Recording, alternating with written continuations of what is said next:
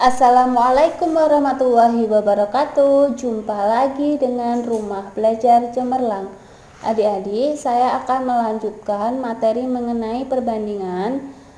Subbab materinya yaitu memahami dan menyelesaikan masalah yang terkait dengan perbandingan berbalik nilai. Nah, sebelum kita memulai, mari kita baca basmalah dulu ya. Bismillahirrahmanirrahim.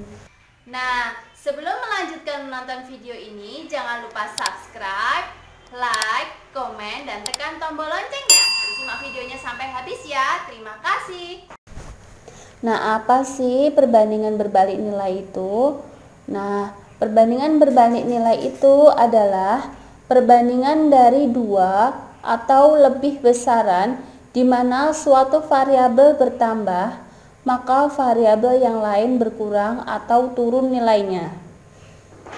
Nah, kalian lihat di sini ada contoh dari perbandingan berbalik nilai.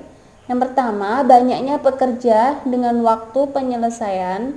Kemudian yang kedua, banyaknya hewan dengan waktu penghabisan makanannya. Kemudian yang ketiga, kecepatan dan waktu tempuh perjalanan seseorang. Nah, di sini ada rumus perbandingan berbalik nilai. Seperti ini, A1 per B2 sama dengan A2 per B1. Nah, dari sini sudah dapat terlihat jelas kalau perbandingan senilai itu rumusnya seperti ini kan. A1 per B1 sama dengan A2 per B2. Nah, ini untuk perbandingan senilai. Nah, kalau berbalik nilai, rumusnya seperti ini. Nah, diingat-ingat ya. Nah, keterangannya apa sih? Nah, A1 per B2 itu sama artinya dengan perbandingan A1 banding B2. Sedangkan A2 per B1 itu sama dengan perbandingan antara A2 banding B1. Nah, dari sini dapat diketahui kan perbedaannya. Nah, kalau yang ini berbalik nilai, kalau yang ini yang senilai. Nah, kalian lihat grafiknya. Nah, kalau sebelumnya ada perbedaan dan persamaan dari perbandingan senilai dan berbalik nilai. Nah, kalau persamaan senilai seperti ini. Apabila suatu variabel, suatu kejadian bertambah, maka yang lainnya akan bertambah atau terjadi sejajar. Nanti ada grafiknya ya. Kemudian kalau yang berbalik nilai itu apabila suatu variabel bertambah, maka yang lainnya akan berkurang. Terjadi kebalikannya.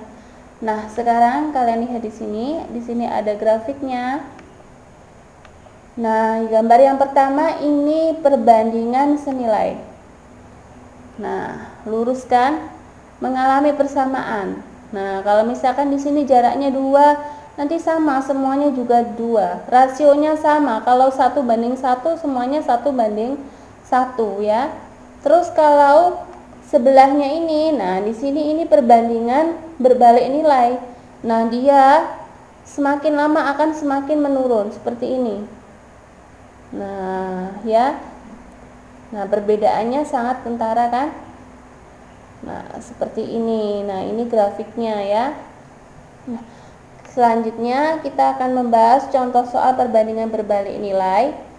Nah, 5 mesin dapat membuat tas selama 12 hari. Jika yang digunakan sebanyak 10 mesin, berapakah waktu yang dibutuhkan? Nah, yang diketahui apa dulu sih? Nah, yang diketahui ini 5 mesin, kemudian 12 hari dan 10 mesin. Nah, 5 mesin ini sebagai A1, 12 hari sebagai B1, kemudian 10 mesin sebagai A2. Kemudian yang ditanyakan waktunya. Waktunya ini itu B2. Nah, seperti ini. Nah, yang diketahui sama seperti ini. Jadi yang ditanyakan apa? Waktunya atau B2. Cara pengerjaannya bagaimana? Tinggal kita memasukkan rumus yang tadi. Jangan sampai kebalik ya. Kalau yang rumus perbandingan berbalik nilai, rumusnya A1 per B2 sama dengan A2 per B1 ya. Jangan sampai lupa. Nah, rumusnya ini tinggal kita masukkan saja. A1-nya berapa sih? Oh, A1-nya 5. Terus kemudian B1-nya berapa? Oh, B1-nya 12. A2-nya berapa? Oh, 10. Nah, tinggal kita masukkan. A1-nya 5, B2-nya ini kan yang ditanyakan. Kemudian A2-nya berapa? Oh, A2-nya 10. Kemudian B1-nya 12. Kemudian ini kita lakukan perkalian silang. Nah, B2 kali 10 berapa?